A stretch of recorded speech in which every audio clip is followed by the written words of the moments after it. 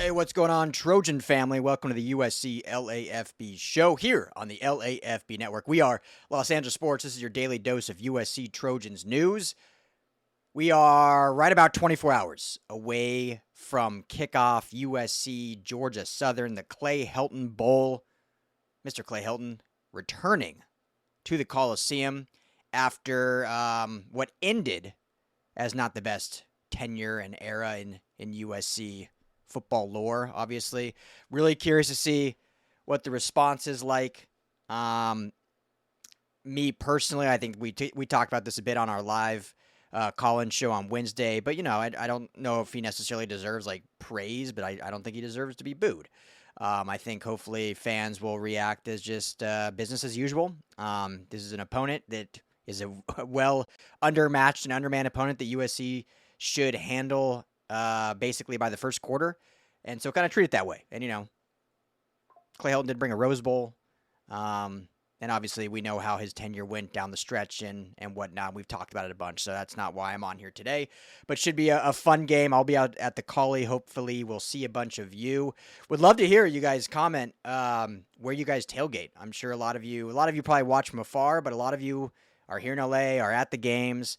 Let me know where you tailgate. Would love to come pregame sometimes and say what's up and start putting names to faces behind these avatars on YouTube and Twitter and whatnot. So, drop where you what lot you're in, where your tailgate. Would love to come say hi. I'll try to do my best to get down there and say what's up. And maybe some game we can enjoy a nice cold one together or something. So, jumping on here, do a quick recruiting update. We got a extensive visitor list at the Coliseum.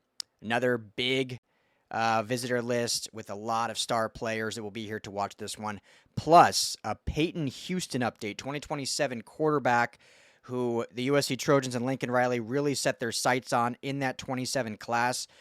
No commits have come through in the 27 class. Will Peyton Houston be the first? So we'll get into that. First, shout out to new title sponsor of the LAFB Network, Sleeper. I'm sure many of you have heard about it. You've heard me maybe promoting it now this week. Go download the Sleeper app in the App Store or Google Play.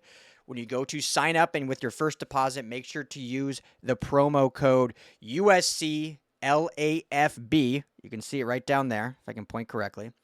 USC LAFB, you're going to get a match deposit bonus up to $100. So if you deposit $25, they're going to match you $25. If you deposit $100, they're going to give you a free $100 to play with. Sleeper is the #1 sports app on the market right now. It's great for year-long fantasy. I have a bunch of fantasy leagues in there, but they also have breaking news. They game updates, score updates, live trackers. But one of the most fun thing is the pick'em they got on there, where you can pick players and choose more or less on certain statistics and win real money. So I'm looking right now at this USC game against, obviously, Georgia Southern. I had it obviously teed up, and of course, as what happens in the business, it refreshed. So let me find, here we go, 4 o'clock game, 4:30 game, excuse me.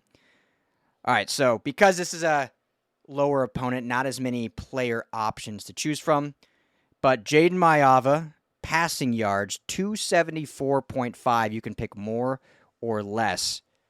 Gotta like the more on that, right? 295 last week against Missouri State. Only played a half. May only play a half again this week, but you gotta like your odds of going over 274.5. I would choose the more on that. Makai Lemon is going to be receiving yards, 79.5, more or less on that. He had 90 yards receiving, led the team last week. Interesting one. It's how much are they going to utilize the passing game in this? So that's where these can be kind of hard on these matchups. But Makai Lemon, more or less. And then Wayman Jordan, more or less 72.5 yards. I mean, got to smash the more on that, right? Wayman Jordan, more than 72.5. So I'd go more passing yards, more rushing yards, and I think I'll go more receiving yards for Makai Lemon. I mean, this is going to be an offensive juggernaut of a day. So, Sleeper app, make sure to download it. Use the promo code USC LAFB to get a match deposit up to $100. All right. So huge opportunity for recruits. I'll do this fairly quickly here. We got a bevy of players coming in from the state of California to watch this one. When you look at just the Trojans already committed in the 2026 class, you've got from IMG, Kenai Pepe and Brett Colajay will be in the house. They have traveled out for this one. I think they're on a bye week, so great to see them in the Collie. Luke Weaver, wide receiver out of Notre Dame here in Sherman Oaks. He'll be in the house. Vlad Diakonoff. Folsom is playing. Are they playing Mater Dei? No, they're playing Mission Viejo. Folsom's playing Mission Viejo down here in SoCal, so a great opportunity for Vlad Diakonoff to be here. Ryder Lyons, will he make a surprise visit? Obviously, teammates with Vlad. Obviously, now we know he's committed to BYU. Maybe he'll make a surprise appearance, though. Eason Tafa, offensive lineman. Talanoa Ely, Kakua, his high school, is playing Mater Dei. That's who's playing Mater Dei. So he's in SoCal and gets a chance to visit the Collie again. Great linebacker, and he had a great game. They played Bishop Gorman last week, and his team got beat fairly badly, but I think Ely had a great game, and you can see some of those intangibles that he has as a linebacker. We can't wait to get him on campus here at USC. Tamahui Tapui, basically has a dorm room already at USC. He'll be visiting. Samote Katoanga out of Santa Margarita, the great edge, will be visiting. Jake Johnson, defensive lineman, visiting, and Andrew Williams, edge, will also be visiting. So those are all your already committed guys that will be on campus. Obviously, I want to show love, show them the game day experience, keep their excitement level. Tons of excitement around this 2026 class, but you got to keep that up, right? Obviously winning, obviously the off-the-field phone calls and communication, but getting these guys on campus as often as possible, having them build that camaraderie. We know there's a ton of guys last weekend at the game, now a ton of guys this weekend. In terms of non-commits, Taven Epps, 4-star edge, he's currently committed to Texas. He will be at the Collie tomorrow. And remember, as of now, USC has 3 remaining spots for their 26th class. They will be using the fall to evaluate and to look at who's still available, but also go after some potential flip candidates. Epps could be one of those guys. Now, USC's pretty stacked at the defensive line and edge position, but obviously Epps is a very talented player that they will certainly, obviously, if they're having him visit, they're certainly going to look at the prospects of flipping him and getting him to commit to them before signing days. Quentin Hale, wide receiver, really talented, special kid. Right now, I'd say USC is in a really good spot for Quentin Hale, and that's looking good. Gavin Williams, safety, 4-star.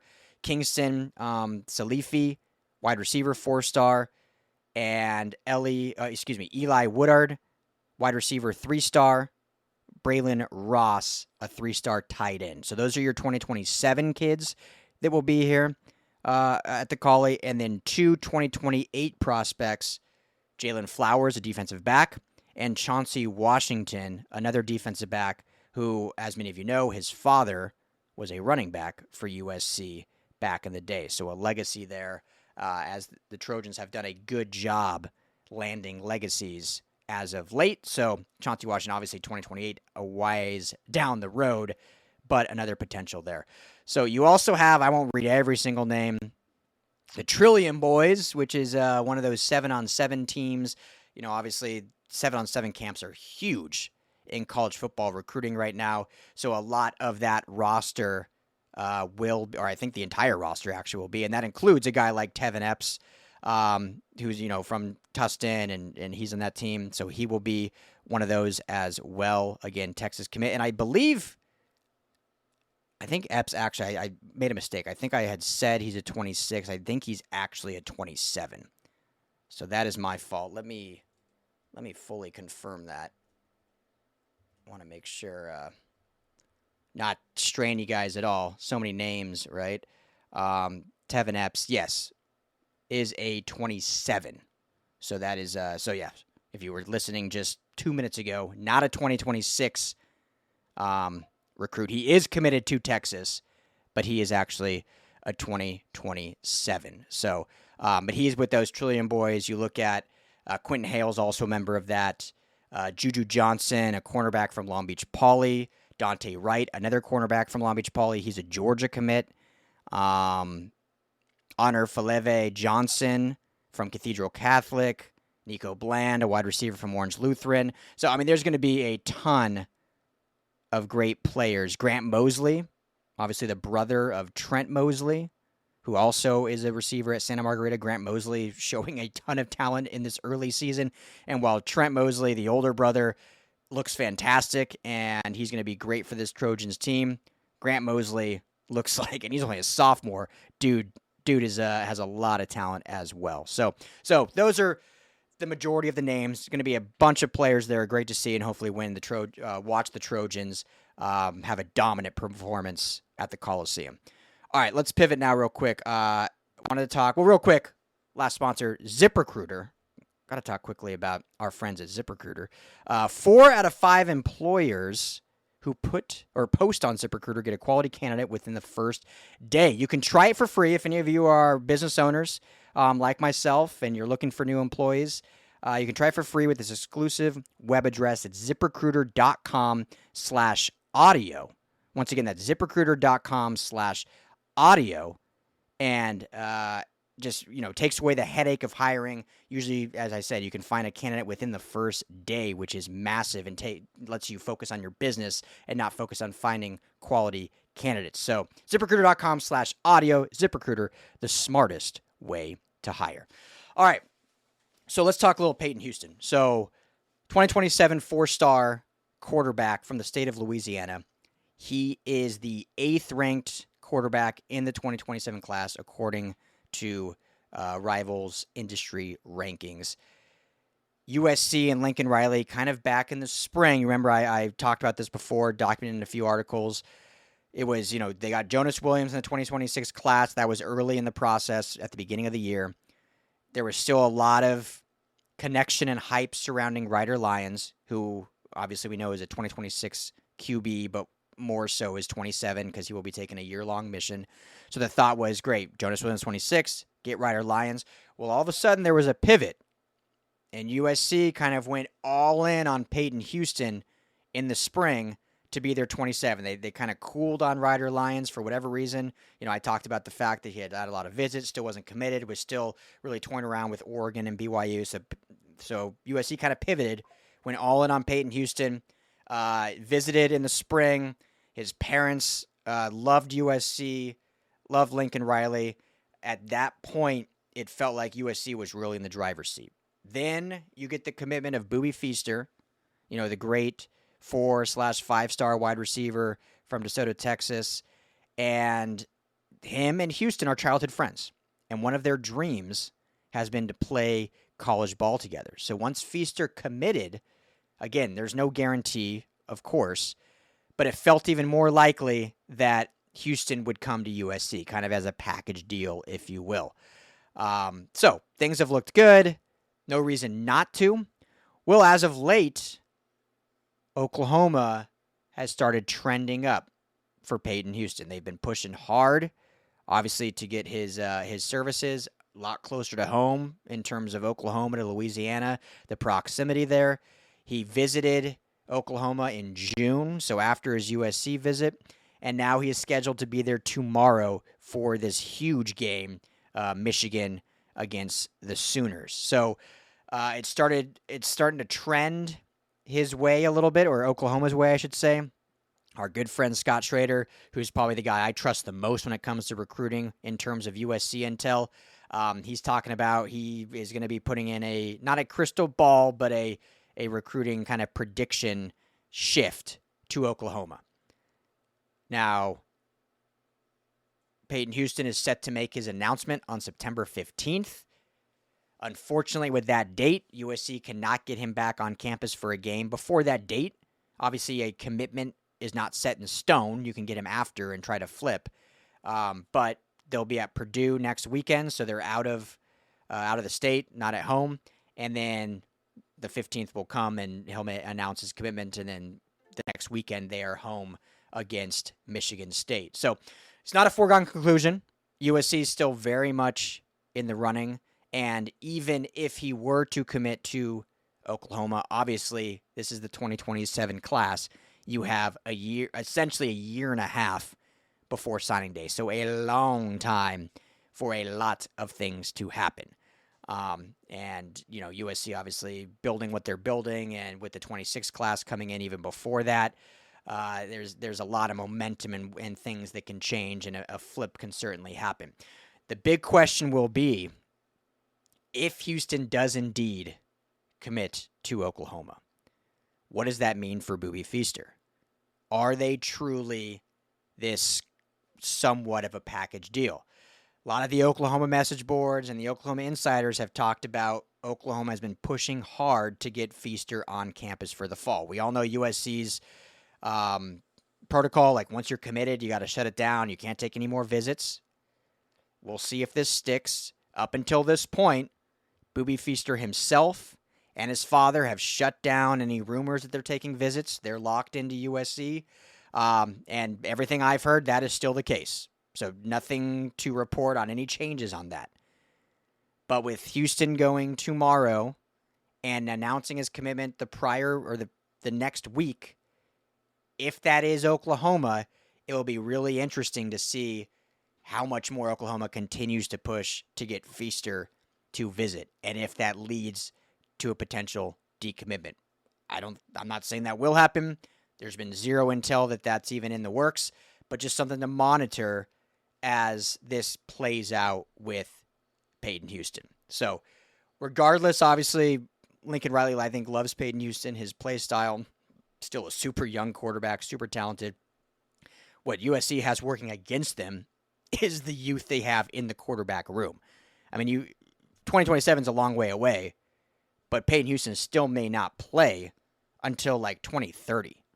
When you think about Houston Longstreak potentially starting next year in 26 and in 27, then you have Jonas Williams probably starting in 28 and 29, and then Peyton Houston maybe not starting until 2030. So that, you have to think, goes into it when you look at the other teams vying for his services and the potential that they just have a lot less competition and a lot more open ground to start. Now, you obviously want these guys to compete and go to where they think they have the best opportunity to grow and develop, and whoever's on the roster shouldn't deviate that, but it certainly is going to go into your thought process if there's just more opportunity for you to play earlier. So just something to think about.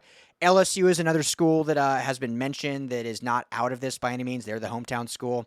However, they are really in and really linked to their current QB, Garrett Nussmeier. His brother, Colton Nussmeier, is also in the 2027 class, so it would be the same class, and they seem to be very highly linked to potentially landing that. So we'll see. I'll probably jump on here another, before the 15th to see if I've received any intel. I've put out a couple feelers for people I know and kind of what they're hearing and seeing in this situation.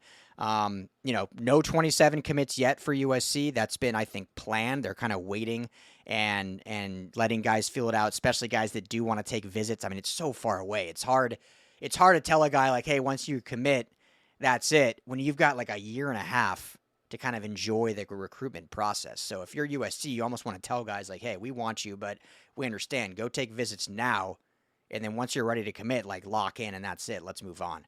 So we'll keep you guys posted on that. But that's kind of the latest recruiting update. But hey, we'll be at the Call-In tomorrow. Georgia Southern. Cannot wait to see you all out there. Thank you, as always, for making this show a part of your viewing and a part of your day. And let's go get a big win tomorrow and move to 2-0 and, start conference play next week. I'm Ryan Dyrud. As always, fight on.